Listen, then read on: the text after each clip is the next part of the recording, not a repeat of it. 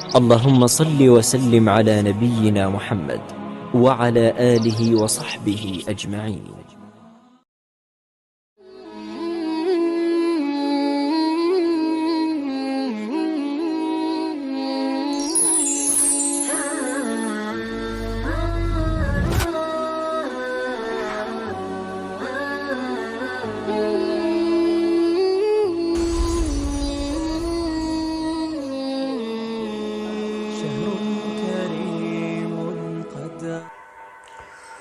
بسم اللہ الرحمن الرحیم نحمدہ ونصلی علی رسولہ الکریم اما بعد۔ گزشتہ کل کی نشست میں ہم نے ذکر کیا تھا کہ اللہ تعالیٰ نے مومنین کی کامیابی نماز میں خشوع پیدا کرنے پر موقوف رکھی ہے۔ نماز میں خشوع کیسے پیدا ہوتا ہے، اس کے چند طریقے ہمارے بزرگوں کے تجربات اور اقوال کی روشنی میں بتائے گئے تھے، جن میں سے ایک طریقہ یہ بھی ہے کہ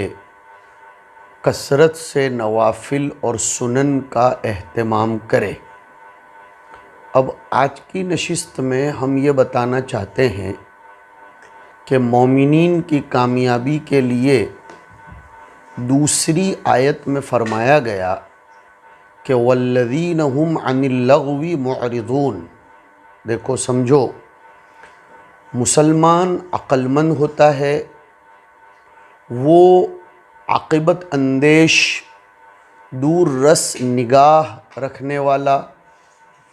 اور کسی بھی کام کے انجام پر نظر رکھنے والا ہوتا ہے، نفع نقصان میں تمیز کرتا ہے، ہر چیز میں کود نہیں پڑتا اور ہر چیز سے اعراض بھی نہیں کرتا۔ اس کے یہاں ایک تھرمامیٹر ہوتا ہے، وہ ایسے ہی کام کو قولاً عملاً فعلاً حالاً اختیار کرتا ہے جس کام میں اس کا دین دنیا یا دو میں سے ایک کا جائز نفع ہو۔ اسی لیے دیکھیے،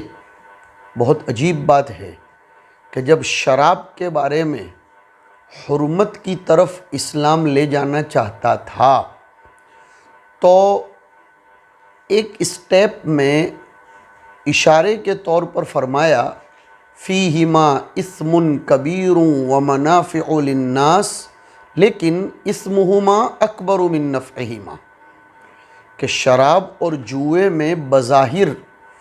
کچھ فائدے ہیں، آسانی سے میکنگ منی ہو جاتا ہے، شراب میں ذرا وقتی طور پر چستی پیدا ہو جاتی ہے وغیرہ وغیرہ، لیکن فرمایا کہ وہ اسمہما اکبر من نفعہما، نقصان نفع کے مقابلے میں زیادہ ہے۔ یہ تھرمامیٹر ہے جو میں سامعین کو بتلانا چاہتا ہوں کہ دنیا میں کوئی بھی کام جس میں نقصان کا تناسب اور پرسنٹیج زیادہ ہوں اور بینیفٹ اور نفع کا پرسنٹ کم ہو، مسلمان کو وہ کام چھوڑ دینا چاہیے، اس لیے کہ اس میں نقصان کا پہلو غالب ہے۔ ایسے ہی قرآن کریم نے فرمایا کہ مومنین میں وہ مومن کامیاب ہوتے ہیں جو لغو، بیہودہ، بے نفع، غیر مفید چیزوں سے دوری اختیار کر لیتے ہیں، ڈسٹینس بنا کے رکھتے ہیں، فاصلہ بنا لیتے ہیں۔ لغو کام جس میں دین اور دنیا کا کوئی فائدہ نہ ہو، اس سے اپنے آپ کو دور رکھنا، یہ وقت کا بچانا ہے، صحت کا بچانا ہے اور ایمان کا بھی بچانا ہے۔ اسی لیے ایک بہت جامع حدیث ہے جس کو حدیثوں کے خلاصے میں سے ایک خلاصہ بتلایا گیا کہ من حسن اسلام المرء ترکہ ما لا یعنیہ، کہ اگر انسان خوبصورت مسلمان بننا چاہتا ہے، یعنی اس کے اسلام میں خوبصورتی پیدا کرنا چاہتا ہے، جلا پیدا کرنا چاہتا ہے، کشش پیدا کرنا چاہتا ہے، عجیب نکتہ ذہن میں آ رہا ہے، اللہ تعالیٰ میرے اساتذہ کو جزائے خیر دے، کہ اسلام میں خوبصورتی جب پیدا ہوگی انسان کے اسلام میں تو لوگ اس کے اسلام کی طرف کشاں کشاں آئیں گے، اس لیے کہ خوبصورتی کی طرف انسان کی کشش اور میلان ہوتا ہے۔ خوبصورتی کو دیکھ کر لوگ اس کی طرف مائل ہوتے ہیں۔ کیا عجیب لفظ کا انتخاب فرمایا کہ انسان کے اسلام میں اگر خوبصورتی پیدا کرنی ہے، اسلام تو فی نفسی ہی خوبصورت ہے ہی ہے، لیکن ایسی خوبصورتی اگر انسان پیدا کرنا چاہتا ہے کہ اس کے اعمال کو دیکھ کر لوگ کشاں کشاں اس کی طرف آئے، لوگ اس کی طرف کھینچ کر آئے، بالفاظ دیگر یہ کہیے کہ اس خوبصورتی کی بنیاد پر وہ دعوت الی الاسلام کا فریضہ بھی انجام دے سکے عملاً، تو اس کے لیے بتلایا گیا کہ ترکہ ما لا یعنیہ، وہ ہر ایسے کام کو چھوڑ دے جس میں اس کا کوئی نفع نہیں ہے، جس سے اس کو کوئی لینا دینا نہیں ہے۔ اسی لیے تو لغو کے باب میں ایک آیت کریمہ میں فرمایا گیا، بیکار اور فضول چیز کو لغو کہتے ہیں۔ فرمایا وَإِذَا سَمِعُوا اللَّغْوَ أَعْرَضُوا عَنْهُ، کہ مسلمانوں کی شان یہ ہوتی ہے کہ جب وہ لغو اور فضول چیزوں کو سنتے ہیں تو وہ اس کے پیچھے نہیں پڑتے، اس کی ٹوہ میں نہیں جاتے، اس کی اندھی چندی میں نہیں جاتے، بلکہ اعرضوا عنہ، وہ اس سے کنارہ کشی اختیار کر لیتے ہیں، اپنا راستہ بدل دیتے ہیں۔ وقالو، اور کہتے ہیں لنا اعمالنا ولکم اعمالکم، یعنی الجھنے والے سے الجھتے نہیں ہیں۔ اس سے پتہ چلا، بہت اہم پیغام دینا چاہتا ہوں، ہر بحث کرنے والے سے بحث کرنا بھی حماقت بھری بات ہے۔ ہر آرگیومنٹ کرنے والے کا جواب دینا، ڈیفینس کرنا یہ عقل مندی کی بات نہیں ہے، بلکہ یہ دیکھو کہ اگر سامنے والا آرگیومنٹ کرتا ہے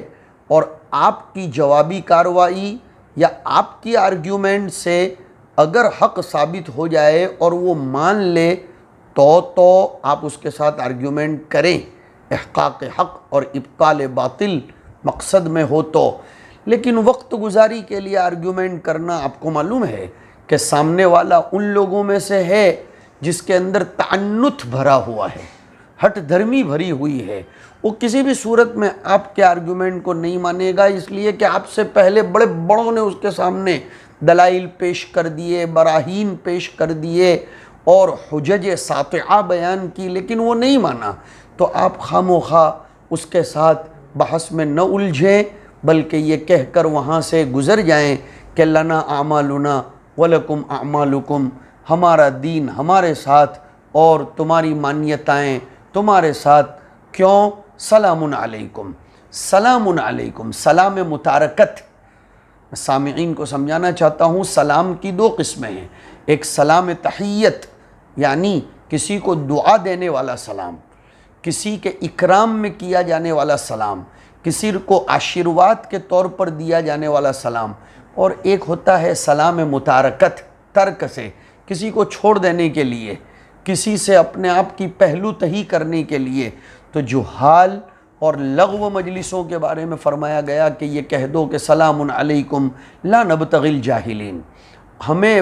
جاہلوں سے الجھنے کی کوئی ضرورت نہیں ہے۔ اور ایک جگہ اسی لغو کا لفظ آیا وَإِذَا مَرُّوا بِاللَّغْوِ مَرُّوا كِرَامًا۔ اس وقت میں نے 3 آیتیں آپ کے سامنے رکھی کہ وَالَّذِينَ هُمْ عَنِ اللَّغْوِ مُعْرِضُونَ وَإِذَا سَمِعُوا اللَّغْوَ أَعْرَضُوا عَنْهُ اور وَإِذَا مَرُّوا بِاللَّغْوِ مَرُّوا كِرَامًا۔ لیکن ہائے افسوس وہ مسلمان جس کو اس کے ساعات زندگی کے ایک ایک لمحے کی قدر کرنے کی تلقین اور تاکید کی گئی ہے، اس کو بتلایا گیا ہے کہ وہ اپنے ایک ایک لمحے کی قدر کرے، ایک ایک جملے کی قدر کرے، وہ بے محل بے مصرف کوئی جملہ بھی نہ بولے اور بے جا کھڑا بھی نہ رہے، فالتو چیزوں میں اپنے آپ کو مائل نہ کرے، اپنا وقت نہ لگائے۔ لیکن سب سے زیادہ اس قوم کی کیا پتہ کیسی ہٹ دھرمی ہے یا جہالت ہے کہ ایسی چیزوں میں اتنی ڈوبی ہوئی رہتی ہے یہ قوم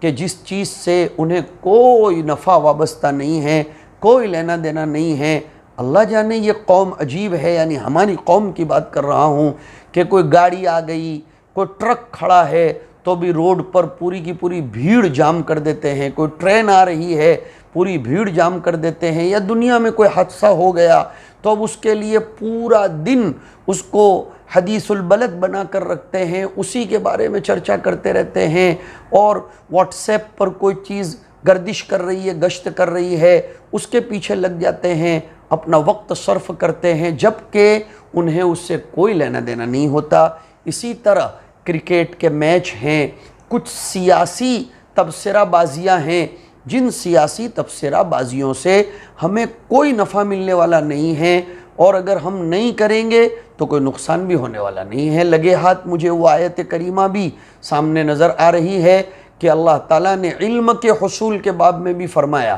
کہ وَيَتَعَلَّمُونَ مَا لَا يَضُرُّهُمْ وَلَا يَنْفَعُهُمْ، اس کو مقام مذمت میں بیان فرمایا کہ ایسا علم حاصل کرنا جس کو نہیں حاصل کرو گے تو کوئی نقصان نہیں، حاصل کرو گے تو کوئی نفع نہیں، یعنی ایسی معلومات جس کے حاصل کرنے سے ہمارا اپنا کوئی نفع نہیں ہے، اور جو اگر ہمیں معلوم نہیں ہوگی تو ہمیں کوئی نقصان بھی نہیں ہوگا، تو ایسی معلومات کے در پہ بھی نہیں ہونا چاہیے، ایسی لغو مجلسوں میں شرکت نہیں کرنا چاہیے، ایسی لغو یوٹیوبس پر، فیس بک پر، پروگرامز پر، ٹویٹرز پر ہمیں جانے کی ضرورت نہیں ہے۔ ہمارا یہ عقیدہ ہے جو قرآن کریم نے سورہ بنی اسرائیل میں بیان فرمایا کہ ان السمع والبصر والفؤاد کل اولئک کان عنہ مسئولا۔ سنیے اس بات کو کہ کان، ناک، دل، ہر چیز کو قیامت کے دن پوچھا جائے گا کہ تم نے یہ بات بولی تھی کس نفع کے پیش نظر بولی تھی، تم نے یہ چیز سنی تھی کس نفع کے پیش نظر سنی تھی۔ انسان کو چاہیے لغو چیز سے باز آئے۔ ہماری قوم کو ضرورت ہے اس بات کی کہ وہ مہذب بنے، منظم بنے، اپنے ساعات زندگی کو، لمحات حیات کو اور اپنے جذبات کو وہ قیمتی بنائے۔ ہر ایسا کام ہمیں کرنا چاہیے کہ جو ہمارے لیے نفع کا باعث بنتا ہو۔ اسی لیے تو ہماری وہ قوم ہے جس نے پروڈکٹ میں، پروگریس میں، کریٹنگ میں کتنے بڑے بڑے کارنامے انجام دیے، لیکن آج ہماری قوم نہ کوئی پروڈکٹ کر رہی ہے، نہ کوئی ڈیولپمنٹ کر رہی ہے۔ اب ہماری قوم، معاف کیجئے، فائنانس میں، اکانومی میں، ٹیکنالوجی میں خود کفیل نہیں رہی، بلکہ وہ دوسروں کی دست نگر بنی۔ اس کی بنیادی وجہ یہ ہے کہ ہم لغو کاموں میں اپنے اوقات کو، اپنے جذبات کو، اپنے تقاضوں کو اور اپنے مال کو بھی زیادہ صرف کرتے ہیں، اپنی تندرستی کو بھی لغو کاموں میں صرف کرتے ہیں، اپنی نگاہوں میں سے نکلنے والی جو شعاعیں ہیں، فراست ہے، ہوشیاری اور ہوشمندی ہے، وہ بھی ہمارے لغو کاموں میں صرف ہو جاتی ہے، برباد ہو جاتی ہے، جس کی بنا پر ہم ڈیولپمنٹ کا کوئی کام نہیں کر پاتے۔ حالانکہ ہمارے باب میں تو ترمذی شریف کی روایت میں حضرت نبی اکرم علیہ الصلاۃ والسلام نے فرمایا اتقوا فراست المؤمن، کہ مومن کی دانش مندی سے سنبھل کر رہو، فإنہ ینظر بنور اللہ تبارک و تعالی، اس کا ویژن اور اس کی نگاہ کوئی نارمل اور روٹین والی نہیں ہوتی، اس کی نگاہوں میں سے شعاعیں نکلتی ہیں نور خداوندی کی۔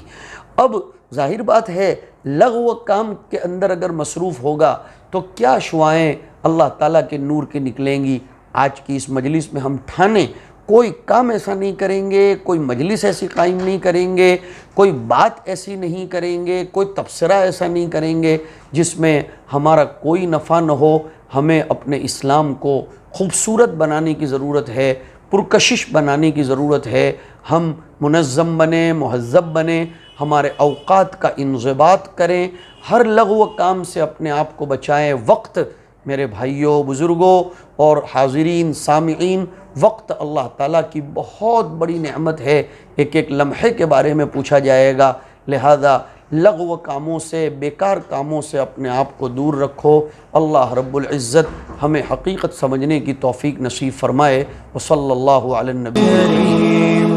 قد أطل شهر الصيام والعمل